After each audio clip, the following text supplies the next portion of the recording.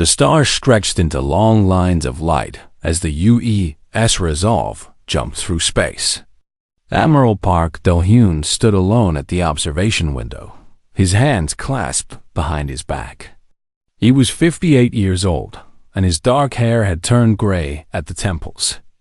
Deep lines marked his face, each one earned through decades of service to humanity. Behind him, the door slid open. He did not turn around. "Admiral, we arrive at the council station in 4 hours." The voice belonged to Ambassador Yoon Sora. She was 42, with sharp eyes and a calm manner that had made her one of humanity's best diplomats. But today, there was something different in her voice. A tiredness that went beyond lack of sleep. "I know," Park Do-hyun said. He finally turned to face her. "Have you read their latest demands?" Yoon Sora held up her datapad. 3 times. Each time, I hoped I had misunderstood something. I had not. She walked to stand beside him at the window. Together, they watched the stars blur past. 30 years, she said quietly. 30 years we have played their games. We have smiled when they insulted us. We have bowed when they demanded it. We have paid their taxes and followed their rules and waited for the full membership they promised us. And now? Now they want to make us servants, officially, permanently. Park Do-hyun nodded slowly. He had expected this day would come. The Galactic Council had never seen humanity as equals. To the 12 elder species who ruled the galaxy, humans were useful tools. Nothing more. The door opened again.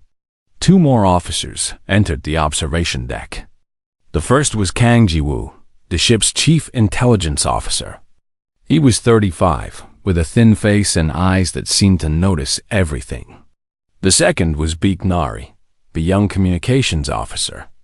At 29, she was the youngest member of the diplomatic team.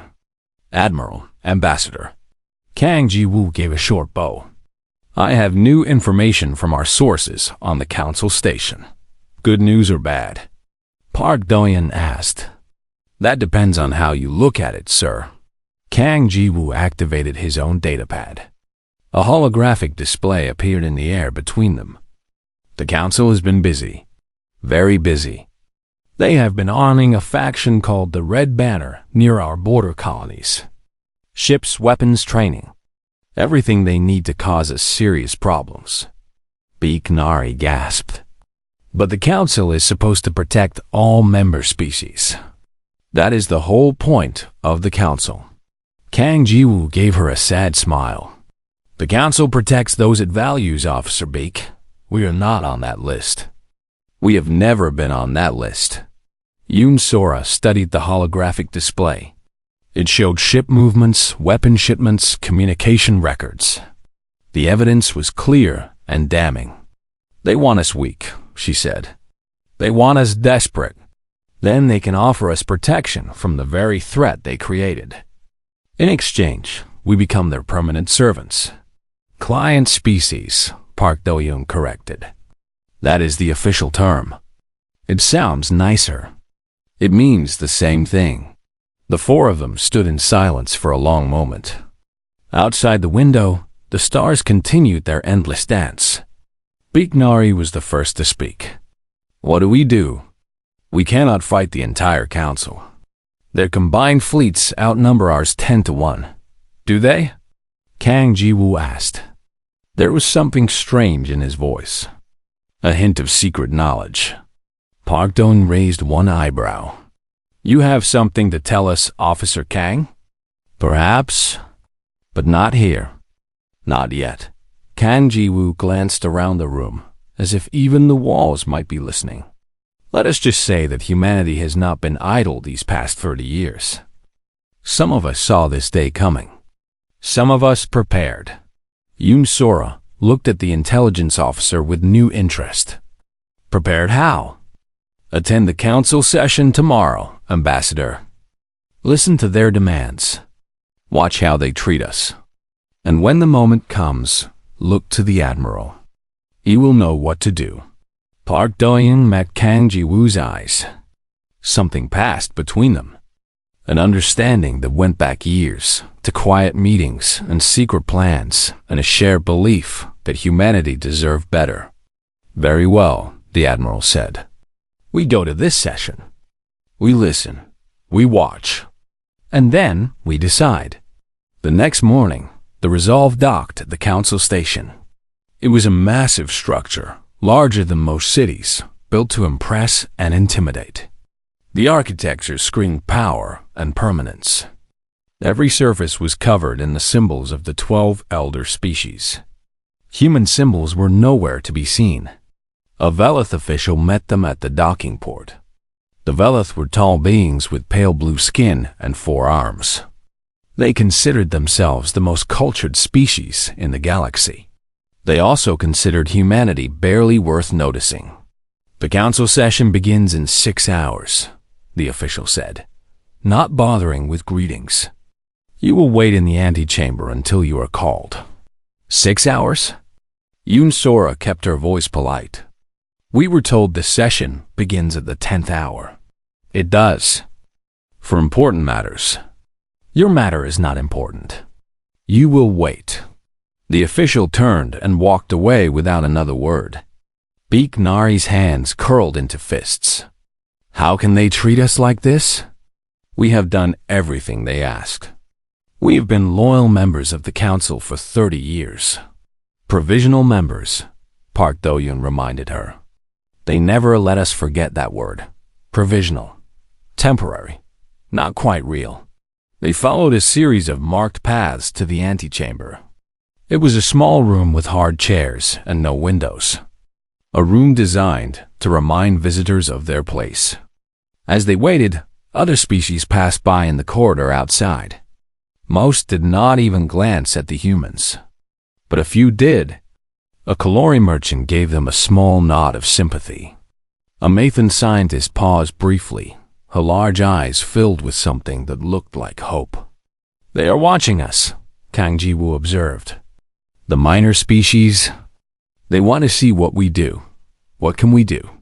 Beak Nari asked. We are just as powerless as they are. Are we? Kang Ji-woo smiled his mysterious smile again. Perhaps, perhaps not. The hours crawled past. No one brought them food or water. No one came to update them on the schedule. They simply waited, like forgotten luggage. Finally, after nearly 7 hours, a council guard appeared at the door. The council will see you now. They stood and straightened their uniforms. Yun Sora checked their datapad one last time. Park Do-yoon took a deep breath. Remember, the Admiral said quietly to his team, whatever happens in there, stay calm. Stay together. And be ready. Ready for what? Beak Nari whispered. Park Do-yoon did not answer. He simply walked forward toward the great doors of the council chamber. The doors opened, and humanity stepped inside to meet its fate. The chamber was vast. 12 great platforms rose in a circle, each one holding the delegation of an elder species. At the center, far below, was a small platform for petitioners, for those who came to beg. That was where the humans were directed. As they took their places, looking up at the 12 species who ruled the galaxy, Park Do-yoon felt something cold settle in his chest. It was not fear. It was something else entirely. It was the calm before a storm. Beside him, Yun Sora straightened her shoulders. Kang Ji-woo's eyes moved constantly, noting exits and guard positions. Beak Nari clasped their hands together to stop them from shaking. Above them, High Arbiter Thiessen of the Velith rose from his seat. His forearms spread wide in a gesture of false welcome. Humanity, he announced, his voice echoing through the chamber. You have been summoned to hear the Council's decision regarding your status. Listen, well, your future depends on your obedience. The session had begun. High Arbiter Thiessen looked down at the human delegation with eyes that held no warmth. His pale blue skin seemed to glow in the chamber's light, and his 4 arms moved in slow, deliberate gestures as he spoke. For 30 standard years, humanity has held provisional membership in this council. You were given access to trade routes. You were given protection from external threats. You were given the opportunity to prove your worth. He paused, letting the silence stretch. You have failed. Yunsora stepped forward on the small platform. High Arbiter, with respect, humanity has fulfilled every requirement set before us. We have paid our taxes. We have contributed to council projects. We have followed every rule and regulation, even those that seemed designed to limit our growth. A sound came from one of the other platforms. It took Beak Nari a moment to realize it was laughter. The Thesan delegate, a large being covered in silver scales, was laughing at the ambassador. Fulfilled requirements? The Thesan said, "You have done the bare minimum. You have crawled when you should have run. And now you stand here, expecting reward?" Other delegates joined in the laughter. Not all of them. Beak Nari noticed that several platforms remained silent. The Kalori, the Mathan, a few others. They watched with expressions that were hard to read. High Arbiter Thesan raised one hand, and the laughter stopped. The council has made its decision. Humanity's provisional status will be extended indefinitely. Yunsora's face remained calm, but Park Do-hyun saw her hands tighten around her datapad. Furthermore, the High Arbiter continued, humanity will cede control of 3 colony worlds to the Council. These worlds will be administered by Velith governors for the purpose of resource extraction. The worlds designated are New Soul, Haven's Rest, and Prosperity Station. Beak Nari felt the blood drain from her face. New Soul was where her parents lived. Over 2 million humans called that world home. "This is unacceptable," Yunsora said, her voice still controlled but harder now. "Those worlds are sovereign human territory. The Council has no right. The Council has every right." The San's voice was cold. "You exist because we allow it. You trade because we permit it. You breathe because we have not decided otherwise. Do not speak of rights to those who gave you everything." Park Do-hyun placed a hand on the ambassador's arm. A signal to wait. To listen. Not yet. Kang Ji-woo stood slightly behind the others, his eyes moving constantly. He was counting guards, measuring distances, running calculations in his head. The High Arbiter was not finished. There's one more matter. The Council has observed that humanity produces many children. Strong children. Quick to learn. Adaptable. Something in his tone made Park Do-hyun's stomach tighten. Several Council species have expressed interest in acquiring human children for domestic service. The Council therefore requires humanity to establish a program of youth placement. Each year, 10,000 human children between the ages of 8 and 14 will be selected for service in Council households. The chamber went silent. Beak Nari could not believe what she had heard. Children. They wanted human children as servants, as property. She looked at the other platforms. Surely someone would object. Surely this was too far, even for the Council. No one spoke. The Kalori delegate stared at the floor. The Mathan covered her eyes with one hand. The minor species knew better than to challenge the elders. They had learned that lesson long ago. Yunsora's control finally cracked. "You cannot be serious. You are talking about taking children from their families. This is slavery. This is the will of the Council." Thesan's voice cut through hers like a blade. "You are not here to negotiate. You are here to obey. That has always been your purpose. It is time you understood that." Another elder delegate spoke up. This one was from the Vorth species, beings of living crystal who rarely bothered with lesser races. "The humans could be useful," the Vorth delegate said, its voice like grinding stones. "They breed quickly. They work hard. They do not complain much. With proper training, they could serve the council for generations. Like the Kalori, another delegate added. Remember how troublesome they were before we showed them their place? On the Kalori platform, the delegate flinched but said nothing. Park Do-hyun felt the cold thing in his chest grow colder. He had known the council was unfair. He had known they looked down on humanity. But this was something else. This was not politics. This was not negotiation. This was the reveal of what the council had always believed. What they had always planned. Humanity was never meant to be an equal. Humanity was meant to be a tool, a resource, a species of servants for the galactic elite. He thought of his son. Do-hyun Jr. had died 5 years ago in a border skirmish with pirates. The council had promised to investigate. They never did. Now he understood why.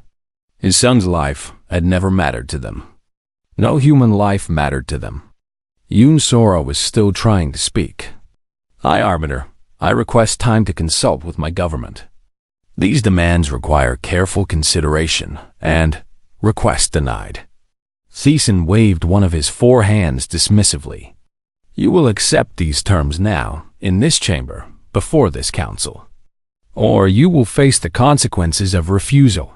What consequences? Your trade access will be revoked. Your colonies will lose protection. The Red Banner faction near your borders will receive additional support. Thiessen smiled, showing teeth that were slightly too sharp. You did not think we knew about your little border troubles? The council sees everything, Ambassador. The council controls everything. Kang Ji-woo's report had been correct. The council was behind the Red Banner attacks. They had been weakening humanity on purpose, preparing them for this moment. Beeknari felt tears forming in her eyes. Not from sadness, from anger. Pure, burning anger at the arrogance of these creatures who called themselves civilized, while planning the enslavement of an entire species. Yoon Sora looked at Park Do-hyun. Her eyes asked a question. What do we do? The Admiral said nothing. Not yet. He was waiting for something, watching for the right moment. Thiessen seemed to take their silence as surrender. Good, he said. You are learning. Perhaps there is hope for your species after all. Now, let us discuss the implementation timeline. The first shipment of children will be expected within. No. The word was quiet, but it carried through the entire chamber. Everyone turned to look at Park Do-hyun. He had not raised his voice. He had not moved from his position. But something in that single word made even the High Arbiter pause. What did you say? Thiessen asked. I said no. Park Do-hyun's voice was still calm, almost gentle. No to your terms. No to your demands. No to everything you have said in this chamber today. The Thiessen delegate laughed again. Does the human not understand? He has no power here. He has no choice. Everyone has a choice, Park Do-hyun replied. That is what you never understood about us. You thought because we were young, we were weak. You thought because we were few, we were helpless. You thought because we smiled and bowed and played your games, we had accepted our place. He took a step forward on the platform. You were wrong. Thiessen's eyes narrowed. This is foolishness. One human admiral cannot threaten the Galactic Council. I am not threatening anyone. Park Do-hyun looked around the chamber, meeting the eyes of every delegate, elder and minor alike. I am simply telling you the truth. And the truth is this. Humanity will never accept these terms. We will never give you our children. We will never bow to masters who see us as property. Then you will be destroyed, Thiessen said flatly. Park Do-hyun smiled. It was not a pleasant smile. Perhaps not. But we will not go quietly. And we will not go alone. He looked at Yoon Sora. Something passed between them. Understanding, agreement, resolve. The ambassador straightened her spine and turned off her datapad. High Arbiter Thiessen, she said, her voice now cold as space itself. This delegation has heard enough. And then she did something no one had ever done in the history of the Galactic Council. She turned her back on the elders and walked toward the exit. Park Do-hyun, Kang Ji-woo, and Baek Nari followed without a word. Behind them, the chamber erupted in chaos. The four humans walked toward the great doors of the council chamber. Their footsteps echoed in the sudden silence that followed the initial uproar. Behind them, delegates were shouting, guards were moving, and High Arbiter Thiessen was calling for order. Baek Nari's heart was pounding so hard, she thought it might break through her chest. Every instinct told her to look back, to apologize, to beg for forgiveness. But she kept walking. She followed the admiral's straight back and the ambassador's proud shoulders, and she kept walking. Stop them. Thiessen's voice was no longer calm. It cracked with fury. They cannot leave without permission. This is against all protocol. Guards moved to block the doors. 6 of them, tall Vela soldiers in ceremonial armor, carrying weapons that could kill with a single shot. Park Do-hyun did not slow down. Admiral, Baek Nari whispered. The guards, keep walking, Officer Baek. They were 10 steps from the guards. Then 5. The soldiers raised their weapons. Park Do-hyun stopped. Not from fear. He stopped because he wanted to look them in the eyes. You have a choice, he said to the guards. You can try to stop us. You can fire your weapons at unarmed diplomats in front of every species in this chamber. You can show the galaxy exactly what the Council is. He paused. Or you can step aside. The lead guard hesitated. His eyes flickered to the watching delegates, to the minor species who sat in the gallery seats, to the recording devices that were surely capturing every moment. Then he stepped aside. His soldiers followed. The great doors opened. Park Do-hyun walked through them without looking back. The others followed.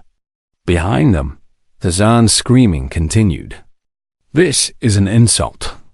This is a declaration of war. They will pay for this. Humanity will burn.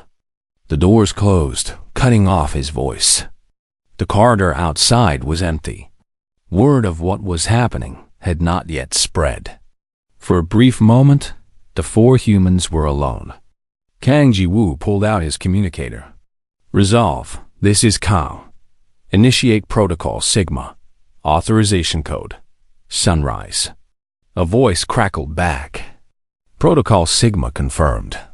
Standing by. What is Protocol Sigma? Baek Nari asked. Her voice was shaking now. The reality of what they had done was starting to hit her. You will see, Kang Ji-woo said. But first, we need to get back to our ship. They moved quickly through the station. As they walked, they passed other species. Word was spreading now. Beings stopped and stared at the humans who had done the impossible, who had turned their backs on the council and walked away. Some looked shocked. Some looked angry. But others, the minor species especially, looked at them with something else entirely. Hope. A caloric merchant stepped into their path. For a moment, Baek Nari thought he would try to stop them. Instead, he bowed deeply. Thank you, he said in heavily accented standard.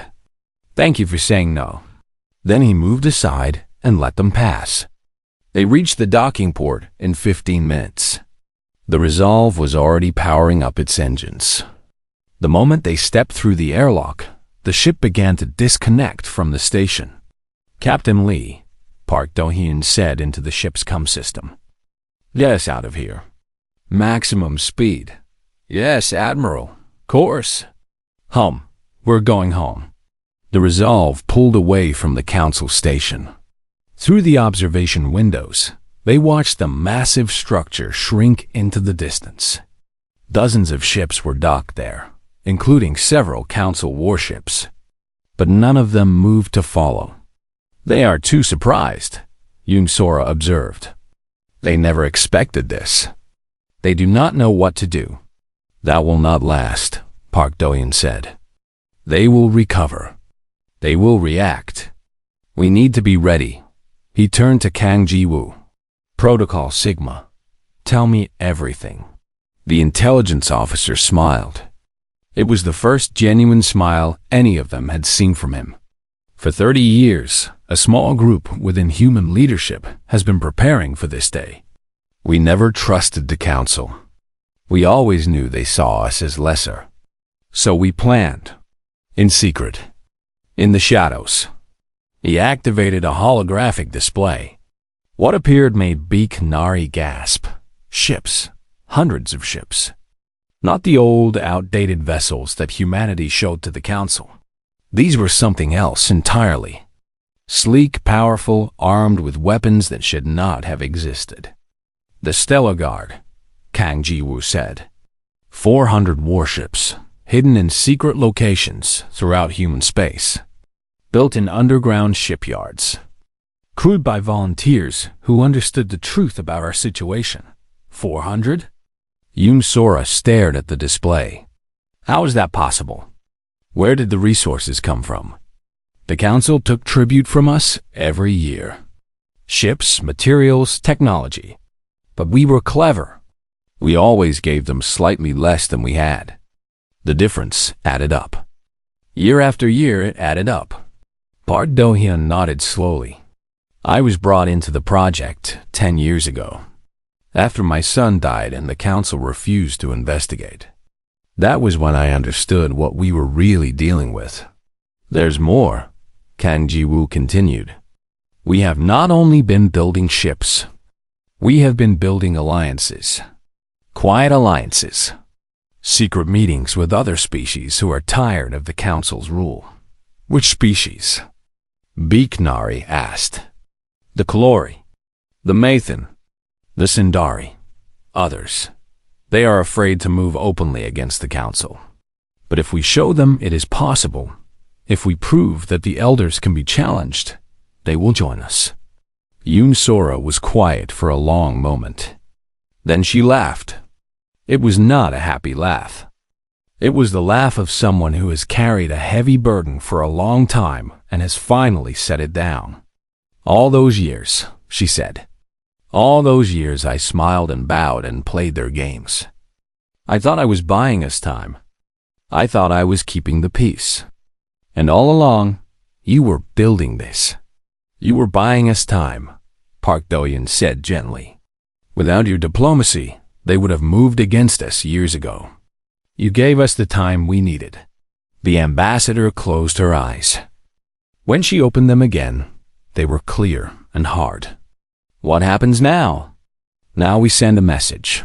Park Do-hyun turned to Beak Nari.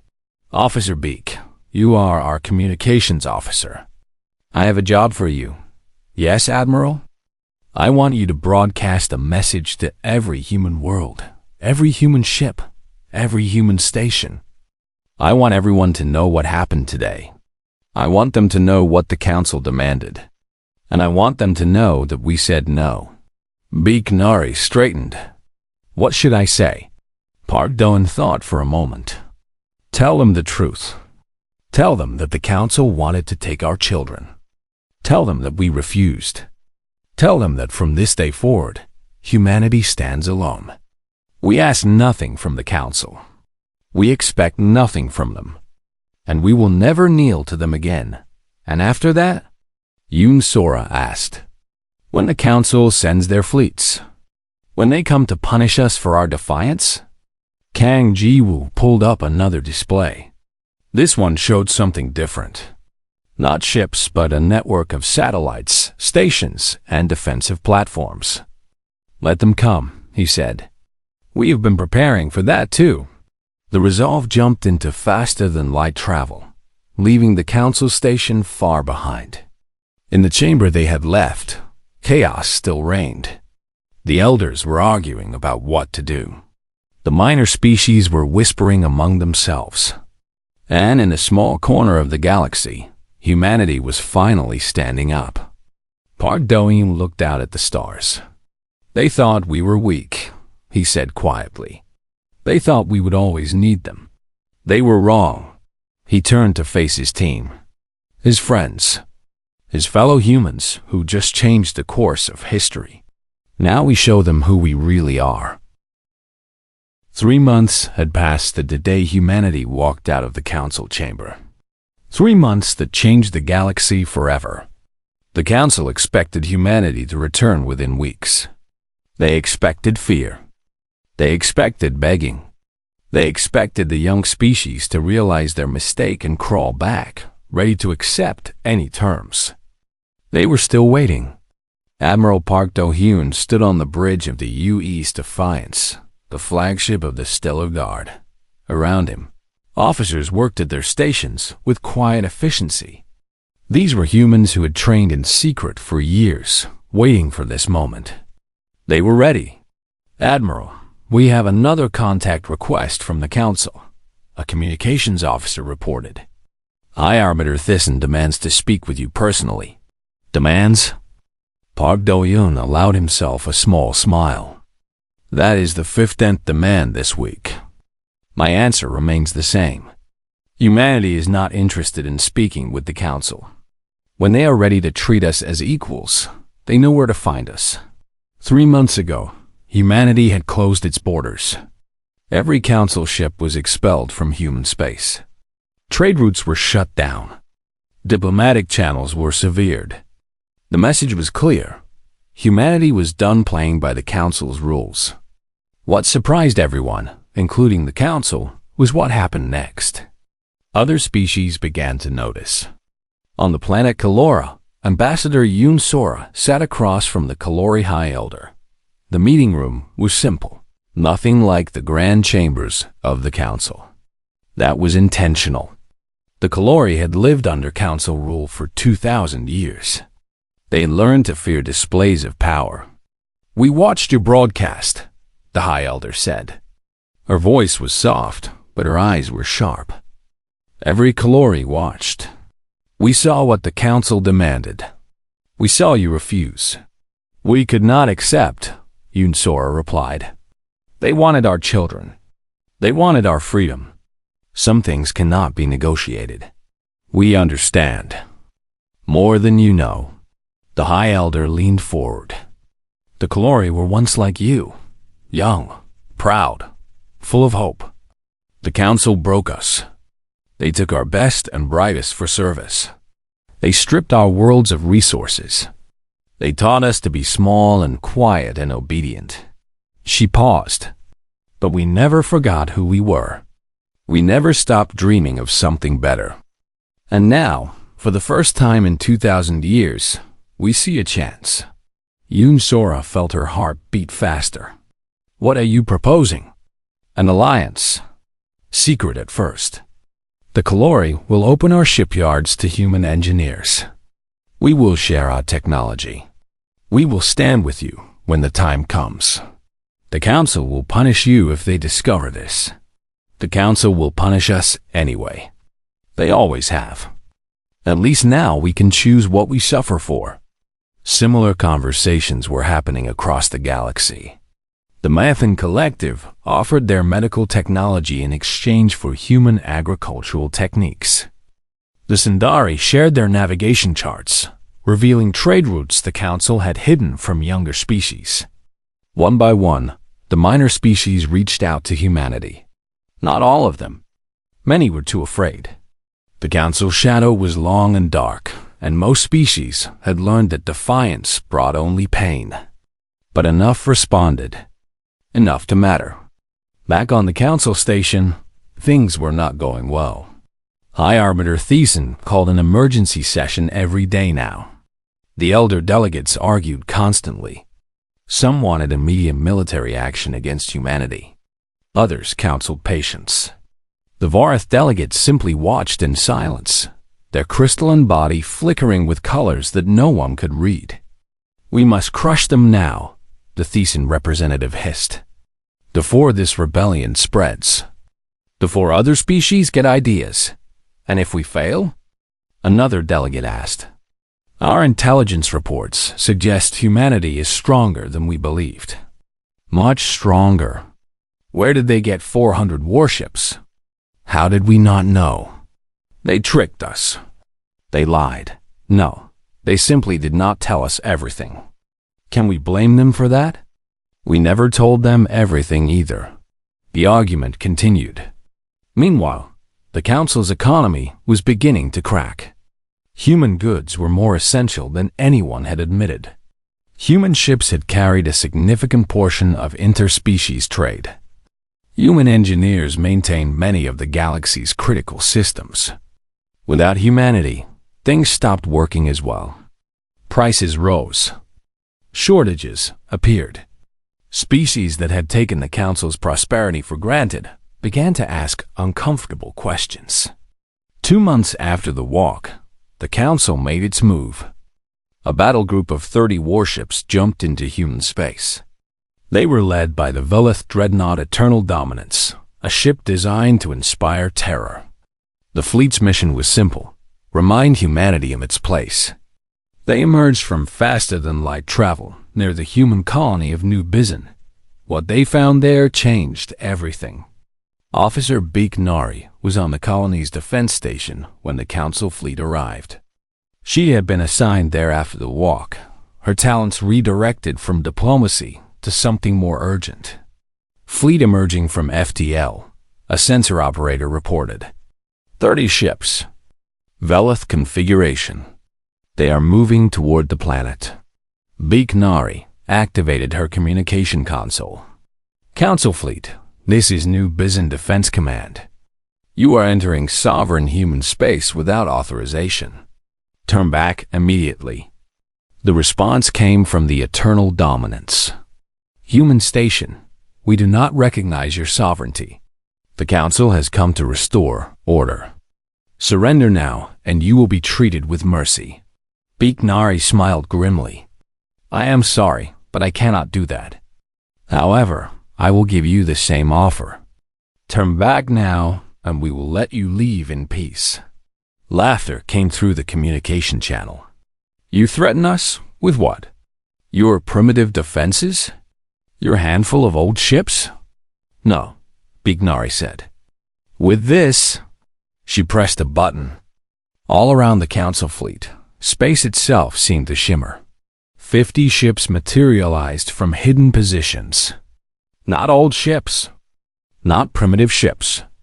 These were Stellar Guard vessels, sleek and powerful, their weapons already locked on target. But that was not all. Between the fleet and the planet, a massive defensive grid activated. Hundreds of platforms emerged from concealment, their weapons arrays glowing with barely contained energy. The colonists of New Bizin had not been idle. They had been preparing. The Council fleet was surrounded. On the Eternal Dominance, the captain stared at his tactical display in disbelief. Where did they come from? How is this possible? His first officer was pale. Sir, their weapon signatures are unlike anything in our database. They have technology we have never seen. Impossible. Humans are primitives. Everyone knows this. Everyone was wrong, sir. For a long moment, nothing moved. The two fleets faced each other, weapons ready, waiting for someone to make the first move. Beak Nari spoke again, her voice calm and steady. Council fleet, you are outgunned and outmaneuvered. You came here expecting to find sheep. You found wolves instead. I offer you one final chance. Leave now. Tell your masters what you saw. And tell them this. Humanity is not afraid. The silence stretched for an eternity. Then, slowly, the Eternal Dominance began to turn. The other Council ships followed. Without firing a single shot, the battle group retreated. They jumped back into FTL, leaving human space behind. On the defense station, the crew erupted in cheers. Beak Nari slumped in her chair, suddenly exhausted. They had done it. They had faced the Council's might and turned it away. Kan Ji-woo appeared on their screen, transmitting from the Stellar Guard command ship, Excellent work, Officer Beak. The whole galaxy is watching. They just saw the council run from humans. What happens now? Beak Nari asked. Now? Now the real work begins. This was just the beginning. He was right.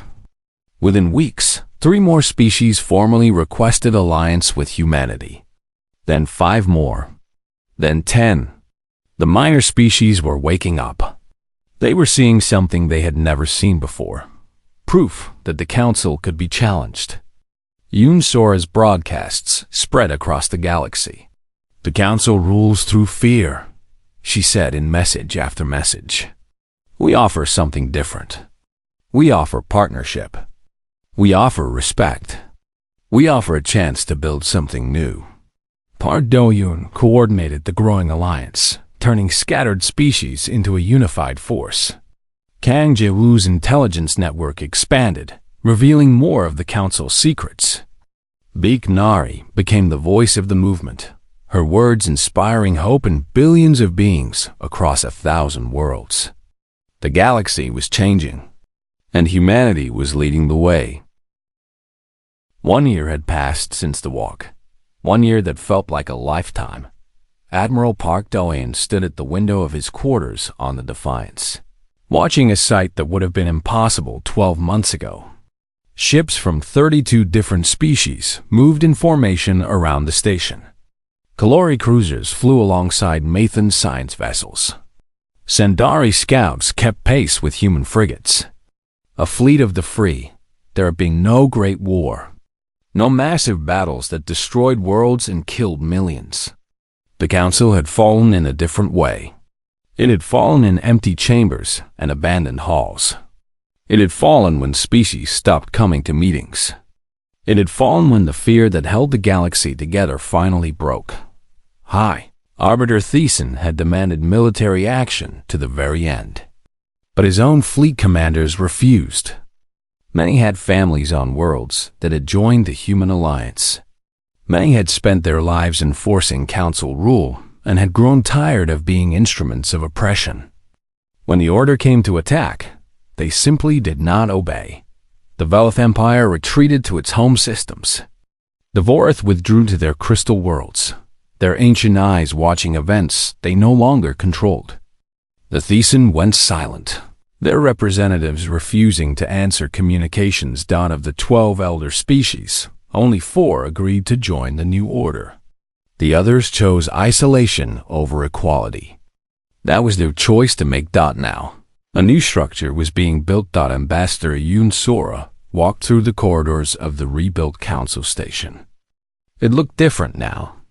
The architecture no longer screamed power and intimidation. The seats in the main chamber were all at the same level. There were no platforms above or below. Everyone was equal.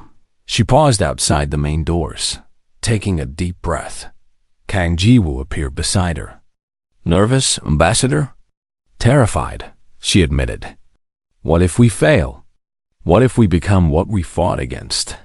What if power corrupts us the way it corrupted the council? That is why we built safeguards. That is why every species has equal voice. That is why leaders can be removed by vote. Kang Ji-woo placed a hand on her shoulder. We learned from the council's mistakes. We know what not to do. I hope that is enough. It will have to be.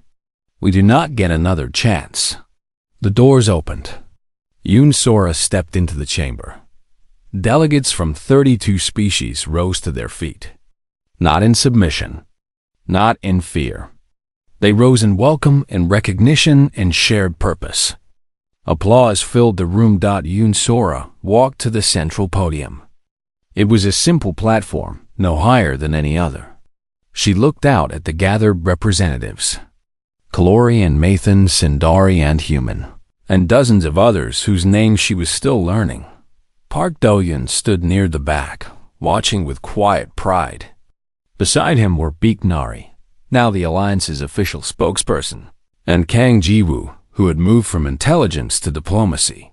The 4 humans who had walked out of a different chamber 1 year ago. The 4 who had changed everything. 1 year ago, Sora began, 4 humans walked away from the Galactic Council. We did not walk away because we were brave. We walked away because we had no other choice. The Council had pushed too far. They wanted our children. They wanted our freedom. They wanted our future. She paused, letting her words settle. We said no. And in saying no, we discovered something amazing. We discovered that we were not alone. We discovered that species across the galaxy were tired of living in fear. We discovered that the Council's power was built on a lie. The lie that they were strong and we were weak. The lie that they were necessary and we were nothing without them. A murmur passed through the crowd. Many delegates had believed that lie for their entire lives. The truth is this: we are all strong. Every species in this chamber survived the darkness of space. Every species found its way to the stars. Every species has value, has worth, has something unique to offer the galaxy. The Council forgot that. They forgot that power comes from cooperation, not domination. They forgot that true strength is built on respect, not fear. She straightened her shoulders. We will not forget. This galactic assembly is built on a simple foundation: equality. Every species has one voice. Every voice matters equally.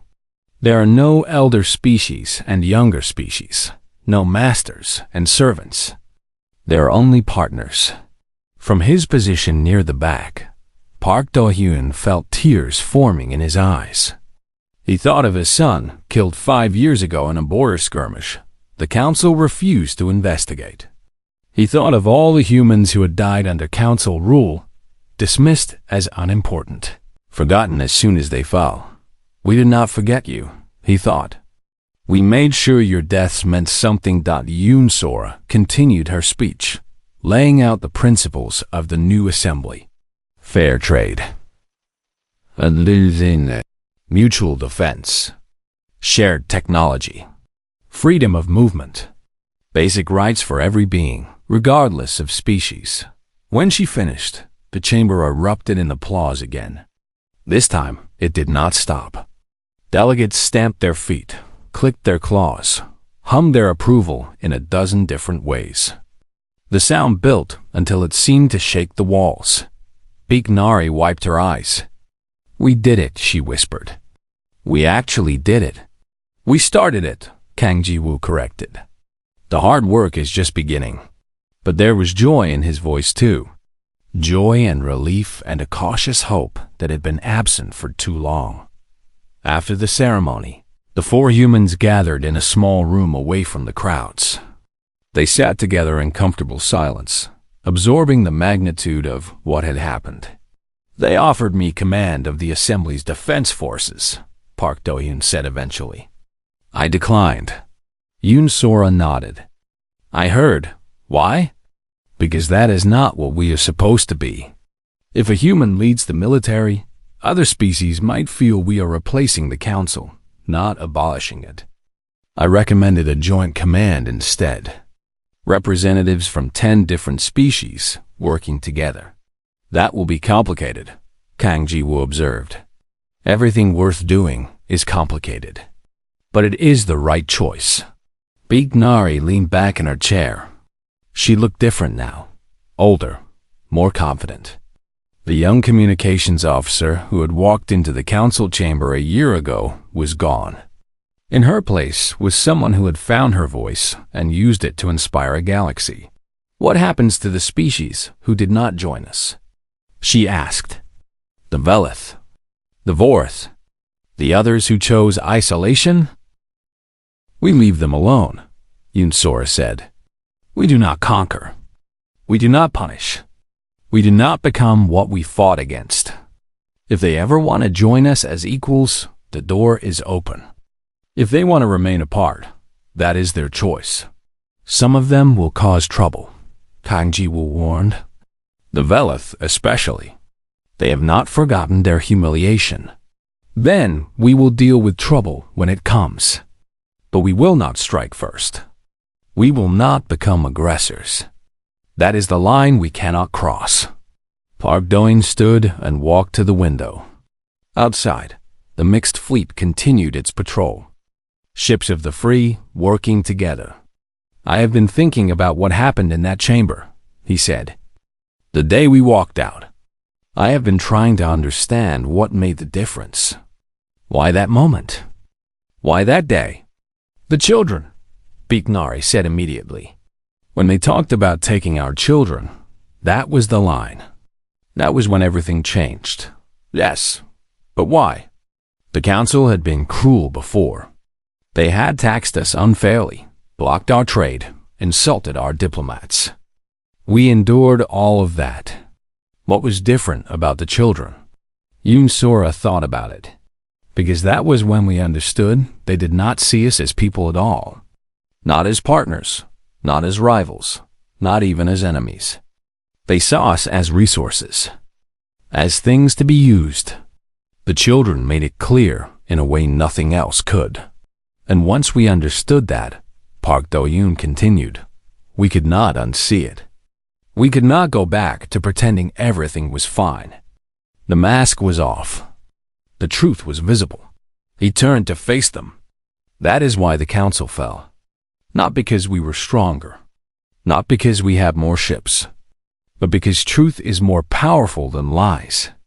Once enough beings see the truth, the lies cannot hold them anymore." They sat with that thought for a long moment. Finally, Kang Ji-woo smiled. "So what now? We have built a new galaxy. We have freed 32 species. We have proven that the impossible is possible. What do we do for an encore?" Nari laughed. "I was hoping for a vacation." "I am afraid vacations will have to wait," Yoon Sora said, but she was smiling too.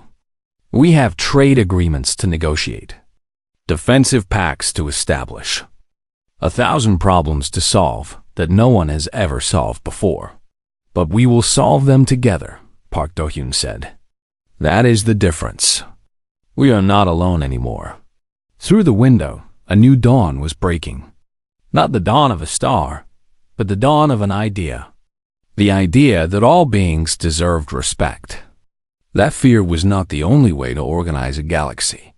That cooperation could work where domination had failed. The Galactic Council had pushed too far. And in pushing, they had awakened something they never expected. Not just humanity. Not just the minor species. They had awakened hope itself.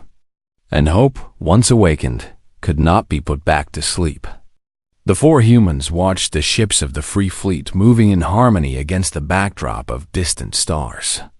Somewhere out there, billions of beings were going to sleep in peace for the first time in generations.